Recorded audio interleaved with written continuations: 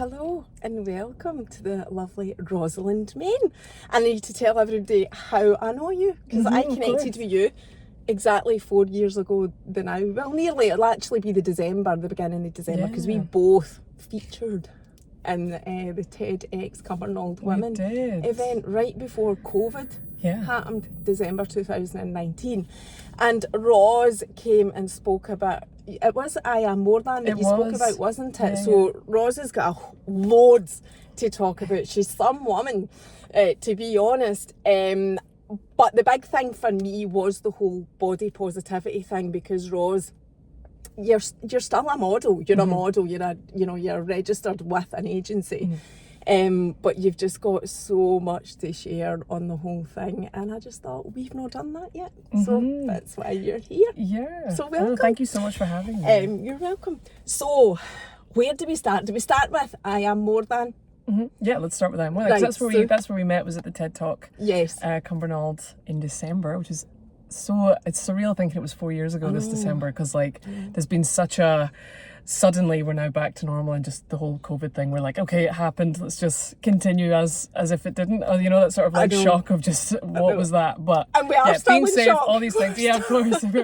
But I Am More Than. So I Am More Than's being it was co-founded by myself and my creative partner Morgan McTiernan in 2017. So the two of us, we both had experience as fashion models, and we both we felt like there was something that we wanted to do in Scotland as a way of sort of giving back, including as many people as possible. And sort of, because when you look at the fashion industry, and especially like when I was growing up, it was all these TV programs about like diet culture and like all these really kind of toxic programs, things that are now being like shared online now, like sort of modeling, sort of tabloid magazines, those kind of things. And Morgan and I, we very much felt like, right, we should make up a campaign where you can celebrate yourself as you are. You don't feel like you need to change to like fit a brief, like a lot of, you're told in like the modeling industry.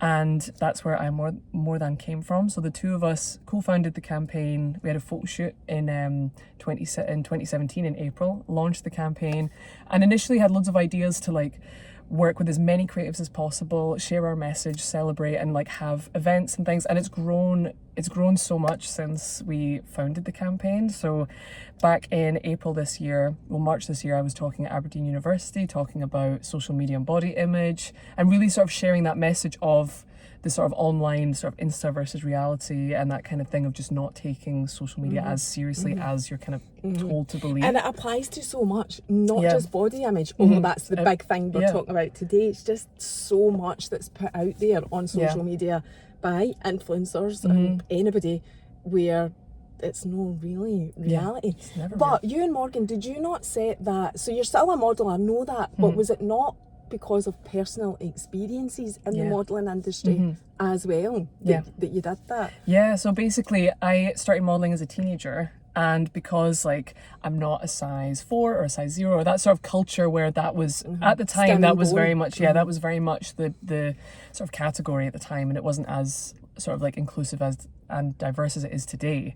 Then it was kind of, I'd try on clothes, or I'd be put to fittings or whatever, and I'd never really fit the sample sizes. And that was something that I felt it kind of was, I wanted to pursue this career because I absolutely loved it. I loved collaborating with people. I loved the idea of like sort of like the fantasy of being in photo shoots and looking like different every time with different briefs and stuff. And I felt that was something where I was like, it's not fair, because, when you look at fashion, the fashion industry, there's people come in all shapes and sizes, and that should be represented in the fashion industry, because clothes is for everyone. Everyone should feel great in what they're wearing, and I think it's something that's developing, and there's always room for improvement in the fashion industry. But the personal story that came from one of the biggest reasons why I reached out to Morgan and was like, we should co-found a campaign, was it was in 2010. I was in a fashion show, and I didn't make it to the full fashion show because the clothing, I didn't fit the sizes, and I was dropped from the fashion show. It was something that I was absolutely devastated, because I was about 17 at the time. I was like gutted that happened, and because I was looking forward to the show. My like family bought tickets to see it and everything, and basically I was so down, and my mum affected your mental health. Yeah, so it was a thing where you go like, what? It's like it's the feeling of just being like, it's a celebration, it's a fashion show, like why can't everyone be on that stage, you know? It's the sort of the unfairness of it all. And my mum told me, she was like, we did buy tickets to the show if you want to still go and see the show. She was like, I think it'd be good if you went and didn't shy away from this rejection, and just sort of you went and you were present, and you know, it's good to face something like that. So after a bit of thinking, I was like, okay, we'll go. So me and my mum went to the fashion show. What was that like? How it did actually you feel? was, in all honesty, it was one of the best decisions, because sitting there and watching the show, you know, it gave me such a strength to just keep going in this sort of, in the field of like, there's something really strong about turning around and facing something, rather than going like, that was a time I was upset, let's just move on. But if you have a chance to go back and maybe see it from a different perspective, or face something like that, it builds you as a person. It definitely built my resilience and understanding, especially at that age. Like, I was a teenager, so to come back and watch the show and to be like, okay, as a member of the audience and watching this show, it's built my strength up, because I didn't run away from the rejection, I faced it, and it helped me grow as a person. And it was something that, and what's really great is a couple of years later, I was hired for the same show and I walked the runway, and it's a thing where it's like, that was something where I didn't go, I'm not going to talk about that ever again. It was, I changed that in my head because I went and I showed up, and that's a good thing, because it meant that the next time it happened, I was in a much better place, rather than going like, nope, don't want to talk about it, but actually going like, this is something that, you know, you constantly grow from something if you face a challenge, and there's always something else around. You'll find something new about yourself. That's one thing I discovered after going to that show with my mum, with support, with people I love, just being like, there's always something else. There's another idea that will be planted in your head, which is positive, rather than being at home knowing the show's going on and being like, I'm not there, that sucks. But if you're there and you're like, I'm still part of this experience, and there will be more, there always will be more. And that's something that was definitely part of the reasons why I wanted to start Up I Am More Than, because it was a thing where the shows I've put on, everyone's been invited on the stage. Nobody would be turned away from anything, because the whole point is to celebrate everyone. Because I mean, I was saying this the other day, that's something that really makes me go like, just the fear of like, there's so many talented, brilliant people out there, and everyone deserves a chance to be But seen. I also think on that matter, there is enough for everybody. Do you know, like, you could spend your life comparing yourself to, you know, X, Y, or Z constantly, and there's always going to be somebody in your mind better than you, or whatever. But you know, just that's what I'm saying. There's enough for you, there's enough for them, there's enough for everybody. Just do your own thing. So was that, do you think the modelling industry, and I do want to talk to you about sizes of clothes, because jeans is a big thing, like, that everybody can relate to, but do you think the modelling industry as such has changed and coincided with the time that you set up the I Am More Than movement, and you know, seeing different shapes and sizes on the runway? I think so. Or when the catwalk, would you call it runway? Both. I think both are just. Do you want just the window good. down, baby? Maybe a tiny bit. Yeah, because the coffee's heating up the car. But I think, I would definitely say there's always, like, when I first started being interested in modelling, and then I Am More Than was founded a few years after that, I've seen such a change in that space of time. And then from 2017 to now, it's something that I've seen a lot of change in as well. You'll see things like, for example, the Victoria's Secret brand. Like, I walked past it to meet you today, and you see, I've never bought anything from them. But like, I used to, when I was a teenager, I used to watch the YouTube videos, the videos on YouTube of all these like models walking down the runway looking like so toned and just like unattainable. And it was that kind of culture where, you know, when you look at the sort of like the sort of body inclusivity in other campaigns, and the obvious positivity that the buyers and the consumers and people watching was receiving. So more brands were doing it. And then Victoria's Secret they cancelled a show before COVID because it wasn't receiving as many views, and Savage Fenty came along, which is Rihanna's brand, and that fashion show is just like phenomenal, because everybody's represented in it. Just looks fantastic, of just like music and dancing, and just like something where, you know, you deserve to feel empowered. And for something like that, I feel like I have definitely seen change for the better since 2017, because there's always something new every year, every season. And I think what is something that, you know, a lot of people think is really hoping that this is to stay. Because, you know, there's that sort of like fad culture of then, because there's been things on TikTok and stuff I've been seeing recently that there's like, you're seeing like the sort of Huffington Poster, I think it was the New Yorker, was posting about the sort of like change in body shapes and like fashion, and being a lot of other influencers have been talking, be like, we're not going backwards, we have to go forwards. Always inclusive, always fair for like size representation. Everyone deserves to feel seen and beautiful, and that's, I mean, it's such a, it should be. That's how it should be. I know. I mean, I'm saying I don't go into Victoria's Secrets, but I mean, it's purely because I wouldn't spend that money on a pair of pants. Like, I just wouldn't give them the money for it. Lola loves it though. But in saying that, like Zara, I need to talk to you about them. Oh my sizes. God. So if you go on to, well, their sizing and sizes, but also their website. Holy smoke. So I mean, hard to I'm tell. amazed at, in this day and age, that a retailer as big as Zara are still showing that absolute skin and bone model, you know, 10 feet tall, whatever. It is extremely off-putting, but then you go into the shop and their sizes are like, you just don't know what size you are. Zara, it's hard to tell, especially on the high street. Like, I did a talk a few weeks ago talking about H&M and their sizes, and just I saw that. I saw you I've talking not bought jeans from H&M in so long, because I'm just like, I don't know what size is what. If I'll get something here and then I'll go to, I do miss Topshop sizes, RIP. They were like from the high street. They were like you know, like for me, they were the most reliable for my size. You knew what size you could buy. But then it's like, if I went somewhere else, I'd be like, I'd have to go like, that's what I think is. Be great if there was some kind of universal template for I was sizes, just going to ask just you so about everyone that. knew that they could go somewhere. And H&M is, it doesn't matter whether you're buying jeans or anything. Again, H&M, I do love H&M and I love Zara, right? But I cannot, pick the same size each time. Like, I would need to try it or take it home and try and take it back, whatever.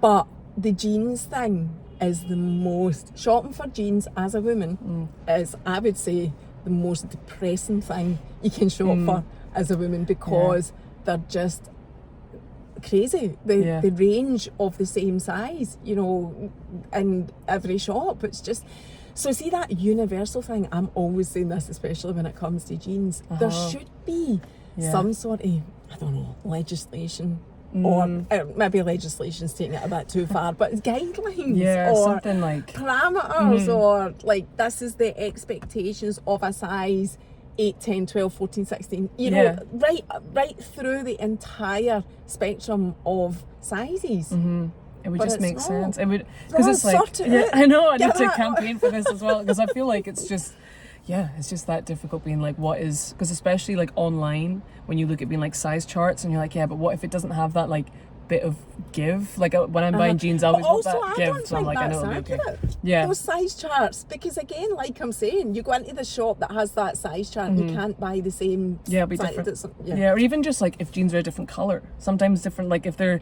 like have a sort of acid wash or something, that might affect the size. So when you're buying jeans and they're like a size 14 but they're like acid wash, they might be a bit smaller because it's like a different process of how they've been made and styled, and it's just like, it's difficult. Crazy. So I had to get that off my chest. That was the one thing today. I was like, I need to talk about this shopping for jeans, because it's brutal. And I do really need a new pair of jeans, and I'm just no one to shop them. But anyway, back to you and what you're doing. Are you still doing fashion shows then? With I Am More Than, so Morgan and I, we always aim to put on shows, and before COVID we had a show like every year in different venues around You Edinburgh. organised them? So I organised them. So I'd organise, host, present, and we'd have speakers and we'd have models, and we'd also have graduates from art colleges around Scotland, and also independent designers as well. So the whole thing was to emphasize and celebrate local creators and creatives and artists, and it was the times that we put them on were just like so great, because it was like electric, and everyone that came supported all their friends and family.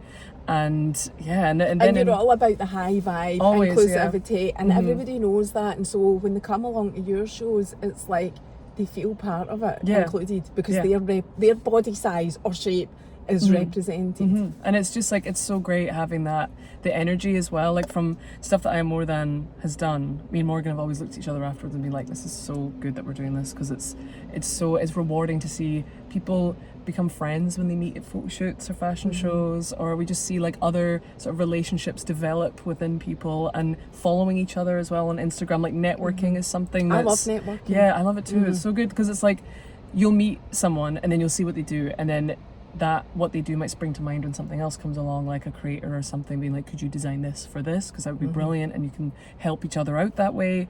But yeah, it's definitely, the fashion shows that we put on are always like super celebratory, and just like, it's so good. And one of our shows, we had each model walk out at the end once they'd worn garments to say like what they're more than. So people were coming out like say like holding pieces of paper, which is what I did at the TED Talk as well. I loved it. It's such a good thing, being like, here's a piece of paper, write what you're more than. It can be anything, and then when people hold them up, it's really nice to see that it's like, you know, you're holding something that could be like an obstacle or something you want to celebrate, and it really does bring home that we are more than whatever it is. I am more than I'm all. What was I going to say something about that? I remember as well, just before COVID hit, and that's why it didn't happen, you'd invited me to something like, I not just me, I mean a load of different age, shape and sizes, and that was quite refreshing as well. All more like me got in. So I know that you'd absolutely look to include everybody. You becoming a creator, is that the right word, of fashion shows, modelling and whatever, was actually a journey for you as well, because we just did touch on that on the way to the car about self-doubt and not thinking that, you know, you're good enough. Is that the right terminology? I don't know, but you've been through a whole process of that as well. I see you're wearing your white crystals as well. Are you spiritual? I am. Oh, I do like rose quartz, because it's a calming stone. It's a very this one I can see is definitely got the pink, and that's just a tiny wee tingy pink. So I got this for a birthday present actually, so it's very was it your birthday recently? No, back in February. Oh right, okay. So fairly, I mean, it was this year. It was within the year.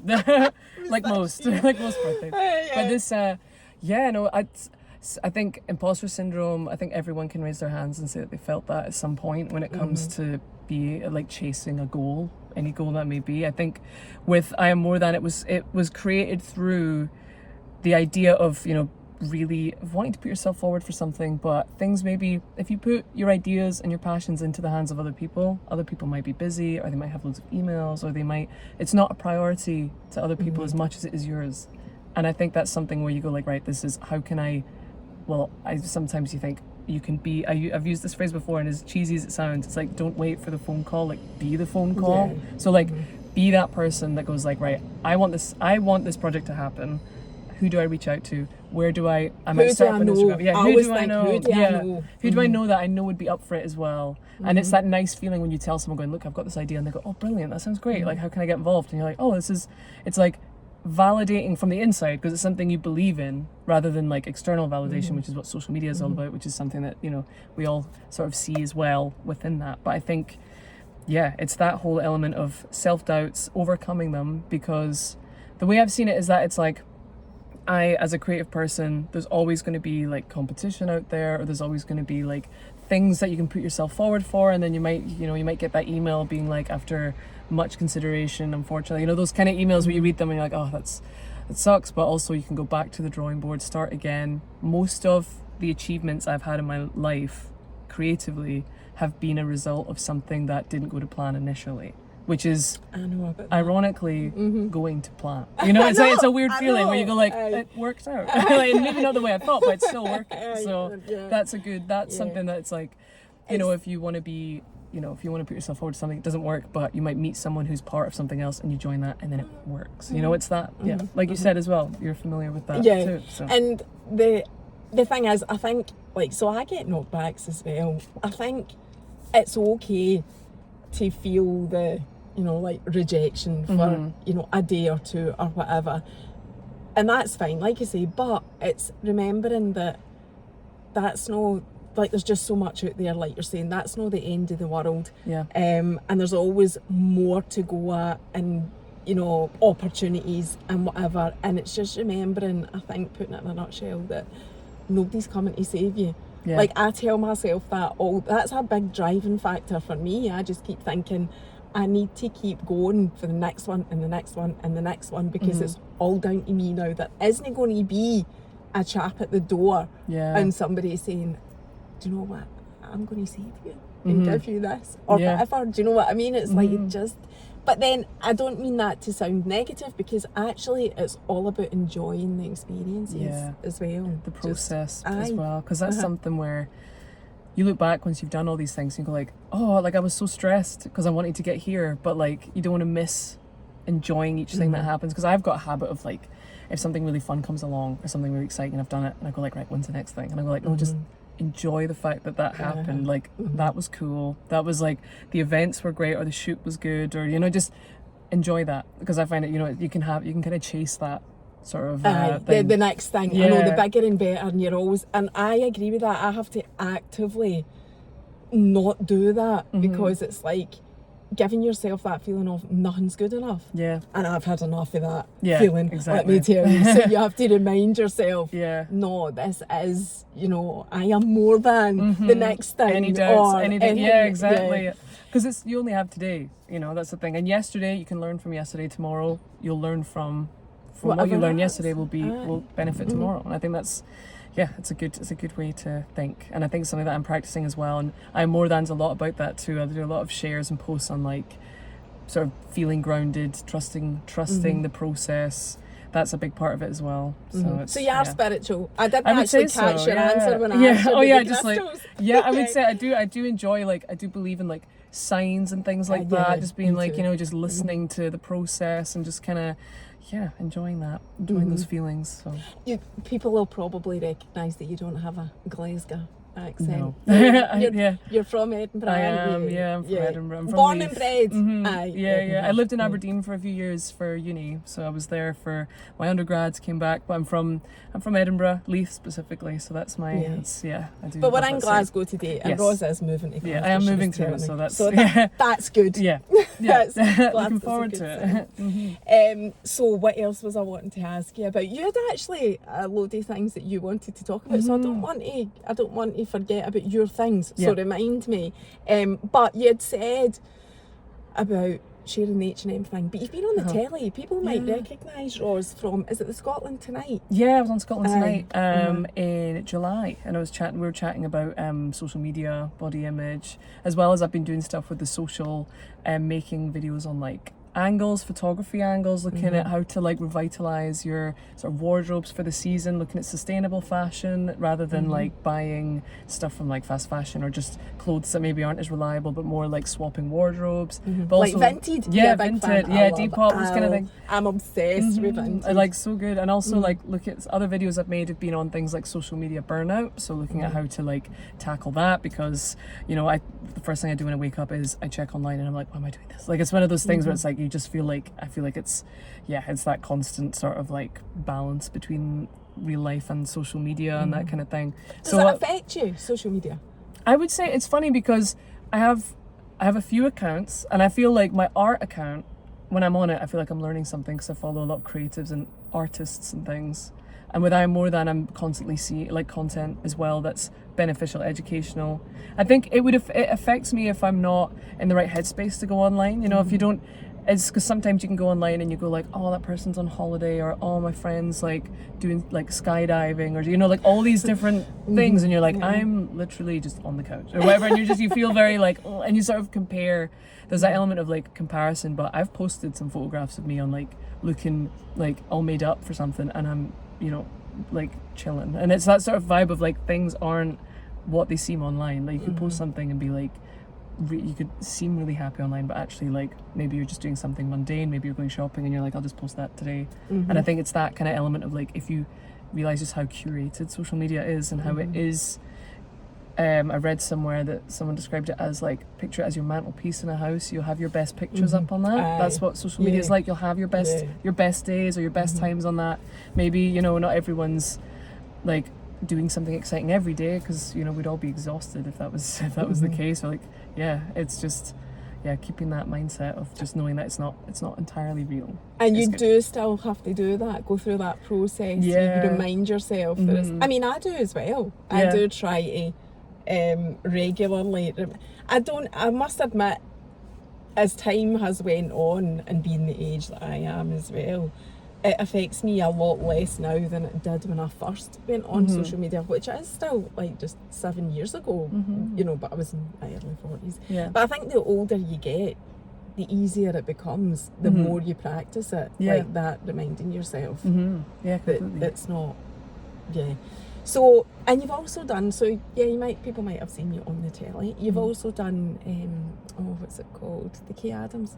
Yeah, do the radio shows. Yeah, so I'm usually on radio as well. If there's anything that talks, any subjects that come up about social media, body image, fashion, those kind of things, I can be invited on and I talk about. I give my sort of opinions or my experience on topics like that. I was on talking about selfie culture as well, which is fun, tell me about that. Yeah, I find it really, I find it so fascinating, like the idea of just like sort of capturing photographs or like selfies, because they're not necessarily, I actually wrote an essay at uni about selfie culture and how far they date back. Like the first one was in the 18th century, so it's like 19th century, something like that. So it was like quite far back, and just looking at just how, you know, like capturing yourself in that moment is really fascinating. And just like, so selfie culture, is that being a thing, how that affects, you know, when you look at filters or like perfectly curated, because I did point out when I was on the radio being like, you know, you'll post a selfie, it seems effortless, but I have to delete like 500 pictures of the same, slightly different,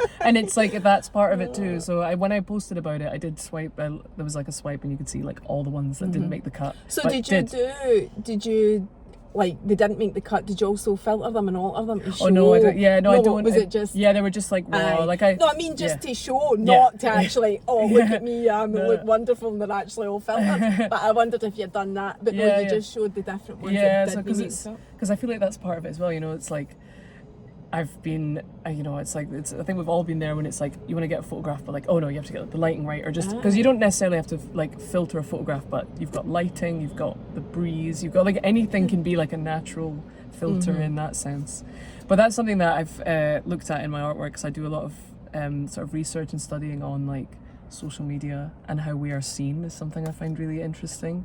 So like looking at the arts, looking at performance art as well, and just like how much it kind of filters into social media and how we spend our day-to-day lives. Like it's that whole element of like being as visible as possible, but also wanting to stay aloof. And I feel like with social media moving forward, there's a lot more kind of effortlessness being shown online. It's that kind of like chill culture of like, you know, people being like, you know, just like a photograph that you wouldn't necessarily be posed doing, almost like a posed photograph's not, it's like that's not the fashion now, it has to be like, that's not the trend. Yeah, there's like a trend of the effortless but very effort filled photograph, if that makes sense. Which I find really it's interesting. Ironic. I know. And you know, talking about selfies there, and I've always found selfies cringe. Not that I've never done them, I have, but every time I have, I'm like, I just want to die. Even when I think about them now, it is a strange behaviour that we all partake in, taking a photo of yourself. But as you say, but back in the day, you know, when I was on the beach in 1984, we were using the Polaroid, and you can't see yourself, but you're still, you know, your family you are turn still, it and it might be like a thumb or something, or like some of you are like, oh no, it didn't work. So it has been going on forever. I get that. Was that, see the actual psychology of a selfie, was that part of your essay? Yeah, like, so looking at, so it's more the kind of, the element of just like capturing yourself by yourself, like your own lens of yourself, which is really interesting. So I was looking at different artists and how they use themselves in their artwork. So you've got like, there's this Dutch artist called Rembrandt, and he painted hundreds of portraits of himself, and he's known as like the king of selfies because he painted so many pictures of himself. And I think that's quite, you know, it's like before like photography was in everybody's pockets. You were looking at ways you could capture yourself through your own lens. And I think social media definitely does, in a way. What's interesting about selfies is you'll take a selfie, but if I was to take a selfie, the purpose would be to post it, if I was to post it. But also it depends what that's for. But it is like, they're not just for you to see, it's for others, which is a self-portrait as well. It's like, look at me. Aye, is it? That's what Which is I was totally waiting fine you if you getting want to to that celebrate point. yourself. I know, Yeah, I was yeah. thinking, like, is it Yeah. a vanity thing? Like, how did you view it in your essay? Is it a vanity thing, or is it, like, celebrating yourself? I think like it can you be, said, it's an 'cause in observation for sure, Scotland, yeah. Aye, it's like the Scottish culture's kind of... I think, would you yeah. do that? I You feel know, like in that's- Scotland, I'm definitely like, I think we're quite a modest people. I think it's very something, it's And something there's a where lot it's of like, things I don't wanna like be about shy. that. Yeah. You know, I think to myself, it's a hard enough struggle with life, you know, without being criticised for, you know, thinking you look okay in a picture, which personally hardly ever happens for me. You know, Yeah, I like think- I'm so critical, self-critical. I always find myself, if I get a compliment, I'll go, oh, thanks. And then I'll go like, oh, this was like, oh, I fixed this. Or, you know, like there's always something to go like, there's a hole in it. Or like, you know, something to try It and was like, £2 yeah, off of Vinted. yeah, like something like that. If someone goes, oh, you look so nice. You're like, oh yeah, I washed my hair. Or like, you know, there's something where you get nervous and go like, there's like, cause you know, I don't think we're taught enough to go like, thank you, and just sit with that. You know, you always feel like you have to go like, and like give it back, because it's like it's that kind of modesty, or maybe just like, you know, maybe the imposter syndrome kicking in again, of just like, there's nothing wrong with if someone goes, I really like that, you can go, thank you, how, like, what a good, I don't know, if you're wearing something you'd be like, I know, right? Or just like change the language rather than being like, oh, I found it. Like, you know, just like that kind of, because I've been guilty of saying that as well, of just being like, oh, this is, just point, you know, just, it's good to just be like, thank you. And I will sit with that and compliment you back, because that's a good way to pass it on. Like, there you go. Yeah, I get that as well. Yeah. But I always think, so I try to tell myself, just say thanks, like, because I do struggle with compliments as well, just say thanks. But if I find myself going, thank you, like repeatedly, I then go, what an arsehole. Like people are going to, oh, thanks. So like I've just said too much of that, like, you know, and it's not really how I feel either. Do you know what I mean? Yeah. It's that kind of balance, isn't it? Of just being like, just being like, thank you. And then one, maybe, you can say as many thanks as if you want, I guess. It's that kind of so like, do you now dedicate your career, life, job, whatever you want to say, to the whole, I mean, I know you do the modelling thing, you've said that, but is that what you are all about now, your, you know, job, the body positivity movement? Is that everything you do, or is it in everything you do? Is what I mean. I would say it's definitely in everything I do. I work in the arts when it comes to like galleries and things like that, and I've studied art at uni, and I've been working as an artist for a few years now, since I graduated, and all the topics tie into like self-image, social media, body inclusivity. They're all connected, and it's something where it's like I'm working on different subjects, different things, but they're all within the same thing. So with I Am More Than, the shoots that I've curated with Morgan, or the shoots I've created solo as part of I Am More Than, it does tie into the artwork that I do, because I look at social media, I look at how these images are displayed, and then that also ties into like my work, because I work in galleries and I look at how work is displayed. So it all ties in with campaign work and artwork, because it's all very connected when it comes to expression and how you see things as well. I like the fact that it's all really connected, because it means that I can be in one subject, or I can be like working, I could be doing artwork, and then I'm like, that's a good idea for I'm More Than that idea, and then move that over to there, and then when I've made that photo shoot, it can then be part of an exhibition. So there's been, with I'm More Than, there's been a lot of exhibitions that we've put on, where the recent one was with a friend of mine who is an artist based in Edinburgh, and we did a project based on skin and the sort of impermanence of like clothes leaving marks on skin, and just like different textures of being like, you look at clothes and how like that's a big part of, you know, that's a big part of you as a person. I had a photograph taken of my like stomach with like with my belly button, and then a button that was marked from my jeans above it, so it had that kind of like the story there, how your skin sort of keeps things like that. So that was an exhibition that we had on that tied in with I Am More Than and my artwork. So it was all like that. You're so really it's that kind of making me think. It's going, that is like so the biggest item of clothing that I think does that, regardless of what size, and trying to get to fit perfectly, is a bra. Yeah, we photographed bras as well. The marks from the straps are like, and it's that sort of like element of like, even though the clothes are removed, but the marks are still there because your body's remembered it. It's that kind of like the memory of that, and that was, it all ties in really well with each other, and also like bringing in different volunteers, different models that were more than happy to take part and have their stories as well. It's nice to share as much as possible. I think my artwork and campaign work is all about listening to others, collaborating with others, and like sort of what's the word, sort of like highlighting or just like amplifying their voices as well as mine. So like representing, because I feel like it's something where it's like, if I'm a co-founder of this project, it's brilliant to hear other people as well that makes the community happen. So it's kind of like, you know, the sort of the bowl, and then all the things inside is like what you're looking at, you know. It's like the content of that is really nice, and I think it all ties in really well, and it's something that I've always been interested in doing, because modeling started all that. It was something that I became very aware of myself from a young age, because I was interested in fashion, interested in modeling and all these programs and everything, and that influenced the artwork, and it also influenced I Am More Than and the campaign work. So it's all led on to different things. And even though, and what's been interesting is, you know, it's like, as an artist you'd think like, oh, your stuff might not be in galleries, but that doesn't not make you an artist, and it ties into that whole thing of the am I not good enough thing, when you're like, no, actually, if you're fulfilled and you're feeling that like rush of excitement when you've got an idea or a project or a job, anything like that, that's valid, you know. And it does, you don't have to wait for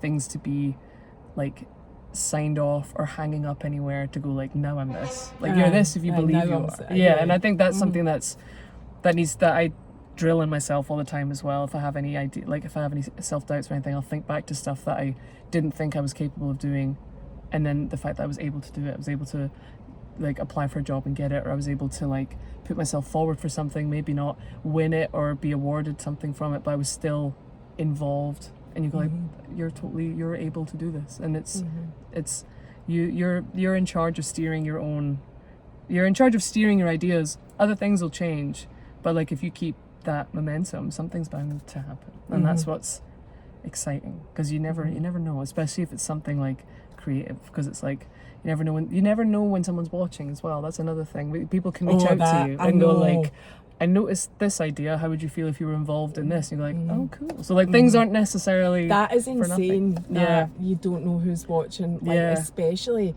say TikTok for example. It doesn't, you just don't, everybody I don't even know where to start with this, because it's just absolutely the whole world, the whole population.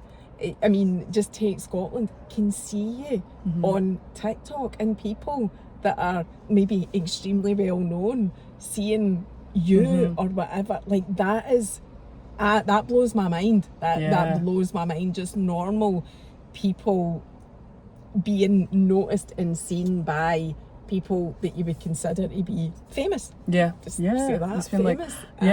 Like, it's really, because you never know where ideas go. And like a friend of mine used a saying going, things come from things, and that's something that I think about all the time as well. Like if I ever have like some kind of like creative sort of like, when you reach that wall, or when you hit that wall and you're like, I've got no idea what I'm going to do next, you could go a walk, you could listen to music, you could talk to someone, and then ideas might come from there.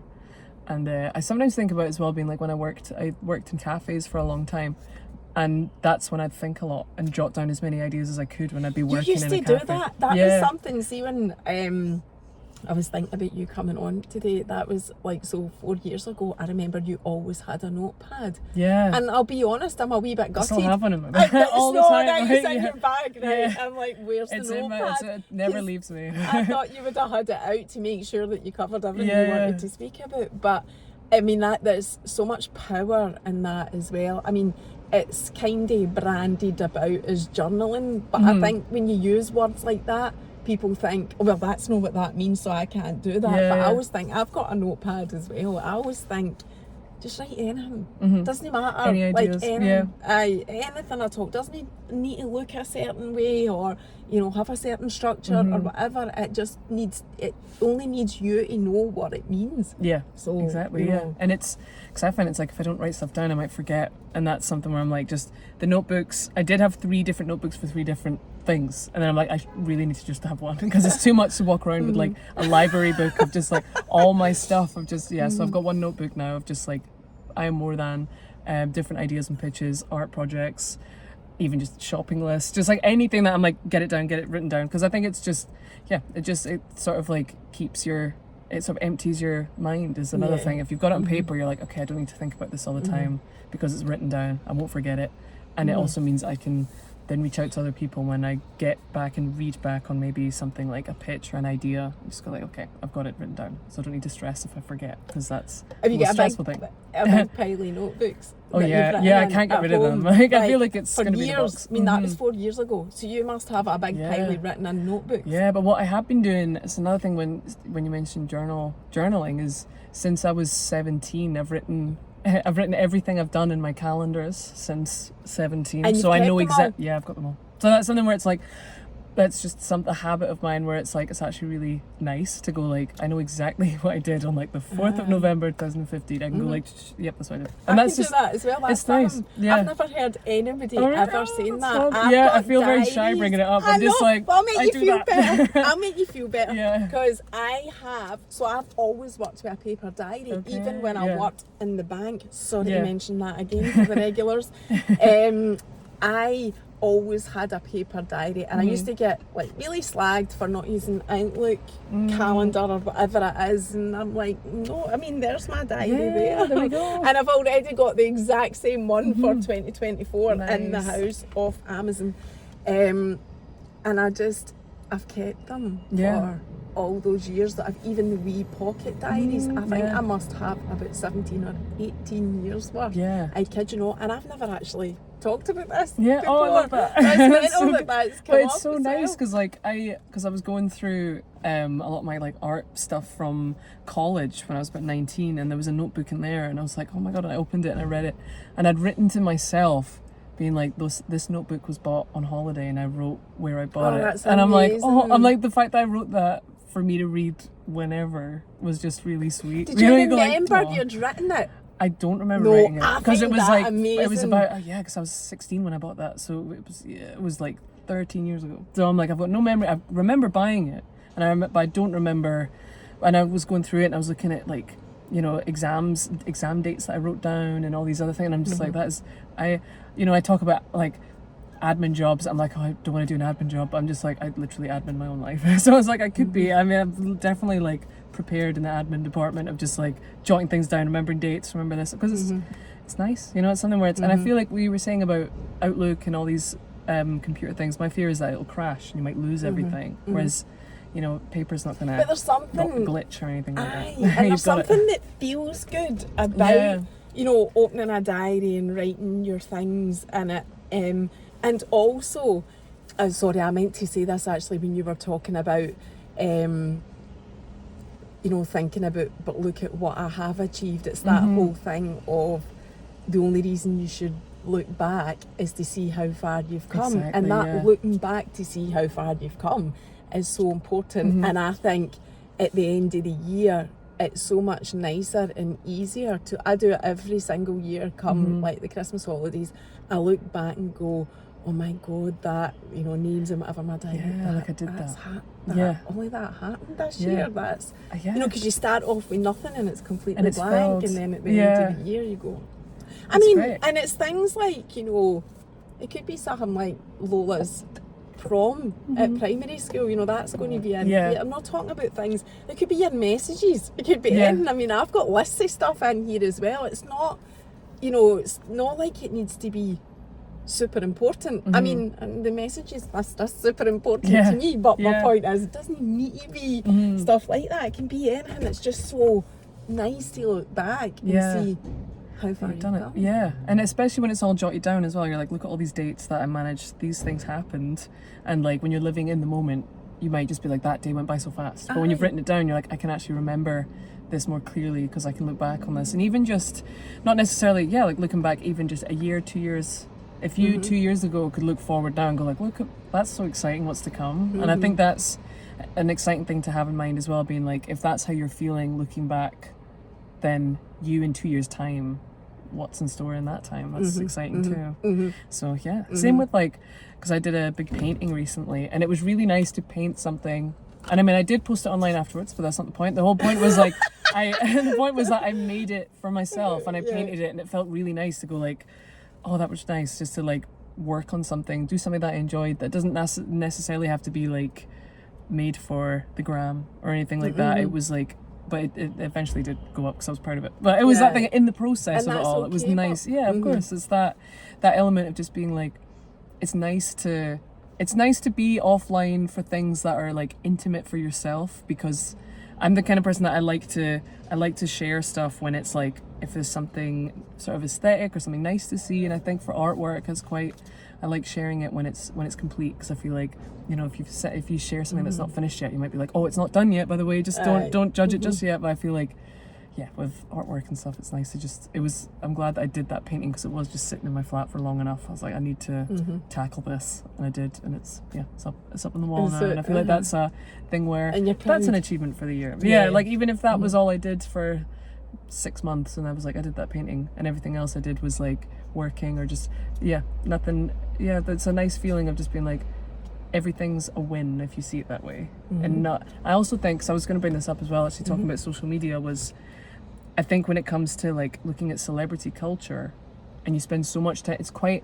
because I was thinking this recently as well, being like, a lot of the people I follow on my socials are people I know personally as well, and there'll be some celebrities and stuff in the mix, and like journalists and stuff, but I think if you're constantly looking at celebrities that are doing really impressive things, you'll compare yourself harder in a way, because you're like, why am I not doing it? Why are they doing this? And look at them all doing that, and it makes a sort of completely normal day less, you know, you feel a bit more stressed about it when you're like, but if you follow so many celebrities, you're gonna look at this like unattainable, you know, lifestyle all the time. If people are on jets, or if they're like presenting like arenas, or just it's hard. I go like, I know they exist, cool, but I don't need to see it all the time. I'm like, so it's funny, I was talking about that just the other week, that on Instagram I follow very few celebrities on Instagram, very few, for that reason. I don't want to see that type of lifestyle. I just cut it out, like almost like just block it out. But funnily enough, it's Twitter where I follow all the celebrities, because it's not about pictures, it's about what they're saying and their opinions, and I value that much more than seeing their private jet or whatever. You know, because even that now is like, people are very like, they object to seeing that, because you're like, we live in a world where like, you know, there's a lot of like the climate and everything, like global warming, going on jets all the time is like not as it's not. I know, but we're not impressed by that anymore, because you're killing the planet. So get off your jet. It's like, recycle please. I'd like to see some celebs doing that, but it's that element of just like, and it kind of ties into that whole like effortless aesthetic that social media is having as well. So it all ties into that. We never talked more on that, and I was like, my brain's all over the place. There's so much stuff that you're saying that I want to talk about more.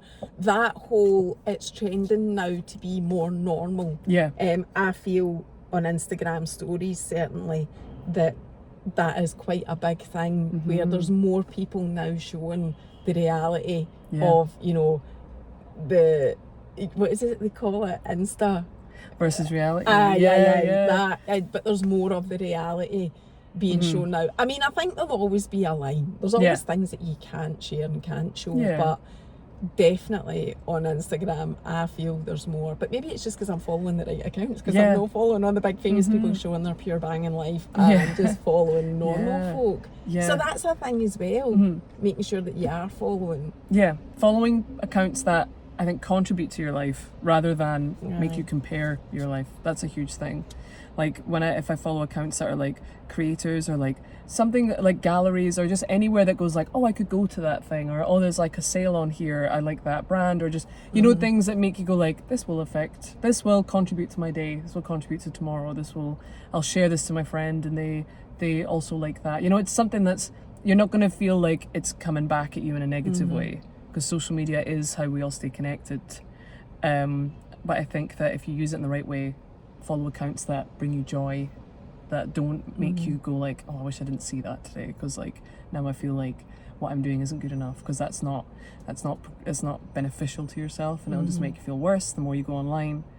I also think, you know, we live, that's the thing that's about Instagram as well, is like so much is like now like making lots of video content, whereas like if not, if you don't want to do it, then that's also fine. I also think it's like, you know, that sort of change of crazes and ways in which we communicate.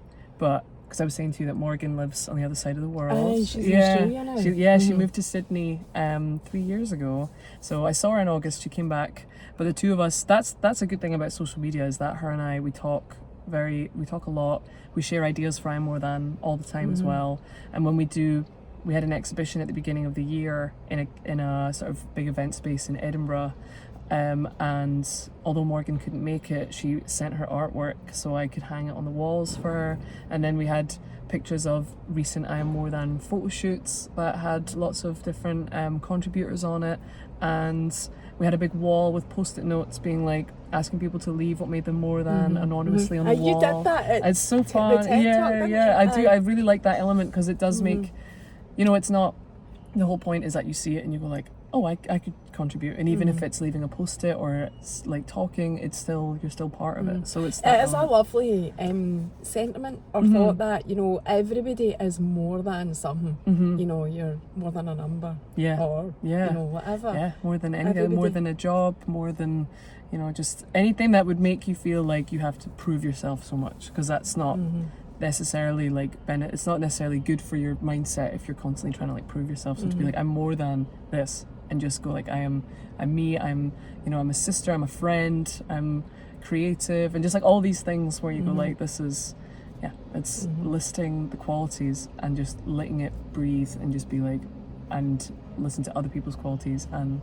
collaborate as much as possible, because that's something where more ideas and more opportunities come along when you brainstorm and when you meet other people. And I think, you know, this is a prime example, being here as well, talking about it, which is great. So it's all all ties in. Yes. And I was just wanting to, what was I going to ask you? There's something came into my mind and went out again. It's all the different, that's what I was going to ask you. I'm conscious of time, want to make sure we've covered all your things, but what are you working on just now? Can you talk about that? Yes, because the more I talk about it, the more I'm like, it has to happen. I have so when I was telling you that I've got different ideas, and they're all in the same realm. So looking at social media, body image, self-esteem, these kind of things, and that I do artwork, campaign work, and studies as well. What I'm wanting to do is combine all three in a book, and I've written it.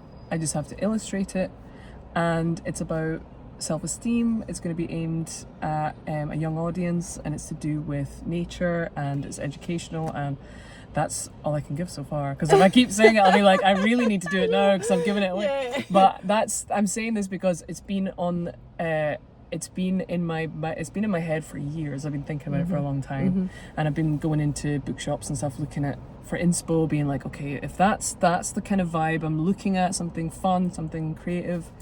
I've written it, just need to illustrate it, and then I'll be able to share it. It sounds amazing. That's fun, because it's ties everything together. Are you going to do it yourself on Amazon? You're going to self-publish? Is that possible when you're doing illustrations? I think with illustrations and stuff, I think because it would be my artwork and my drawings, I'll see what I can do with potentially pitching it, but also seeing what can happen online as well. Maybe sending out some like free copies to people, get feedback, and just like see what I can do from there.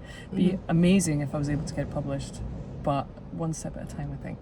I think we'll see. But you're definitely going to create it, and it will be produced. Because I made a magazine for my degree show, and it was great making it and having something like physical that you could flick through, being like, oh, this is feels really good. And it was something where it was like, I'd say it to my family and stuff, and they're like, you need to get that book done. I'm like, I know. So it's that kind of the getting there and focusing on it and being like, right, so I've dedicated a lot of time recently drawing and writing and putting it together, but the plan is to have it done when it's very soon. That's the word. I was going to say ASAP. I'm like, that's too much. When it's ready, it will come. Yeah, but that's the main project just now, is looking at that, because I feel like it ties everything. To me, I feel like it's the project, it's the art piece and the campaign piece that ties it all together, all my other sort of ventures together quite well, quite appropriately, because it makes sense. It's just like,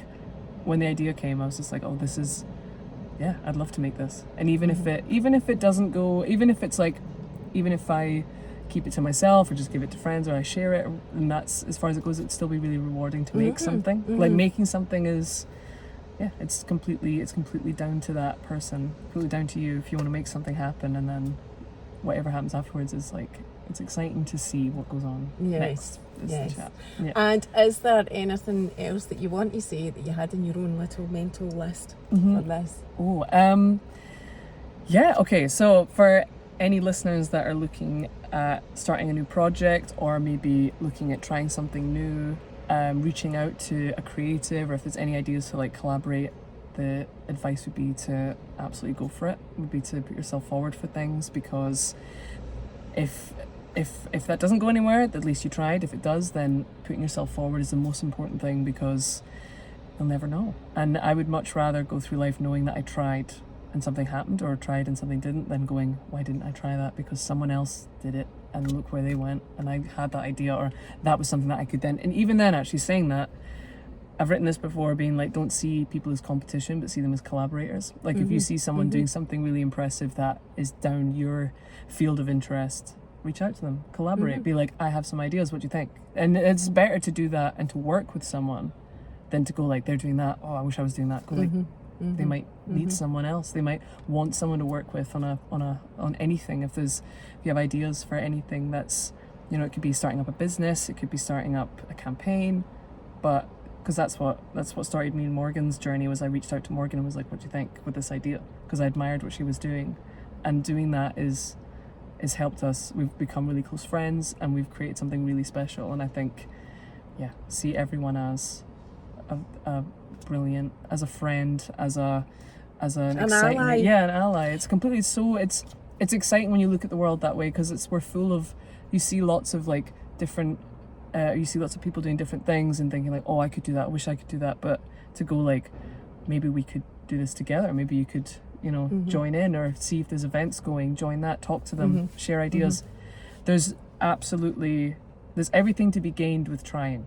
Yeah. And that's that's the motto. I agree. Yeah. And there is a thing that I see doing the phrase collaboration over competition always. You know, if you're thinking like that, that's it's a good start. Good route to success. Yeah, definitely, for sure. I would say. Right, my final question then is, I don't even know if you'll have a future plan, but the dream. What would be Rosalind Main's dream? What's the dream?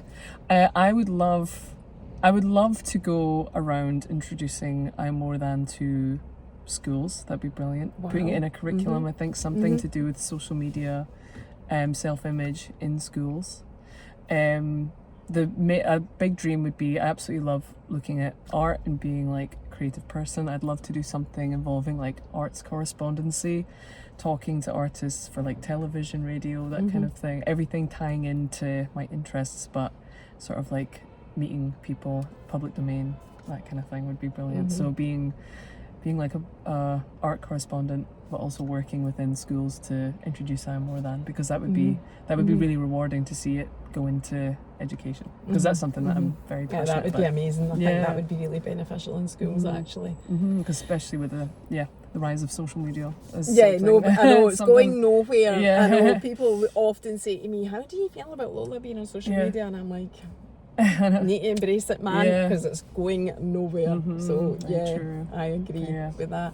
Well, thank you so much. That's been such a positive, insightful conversation. Yet another different subject and topic for us here, but I love hearing all your stories and how you're getting on. I'm so pleased that you're doing well and you've got big dreams, hen. Cheers, thank you. Thank you. Yeah. See you next time. Bye. Bye.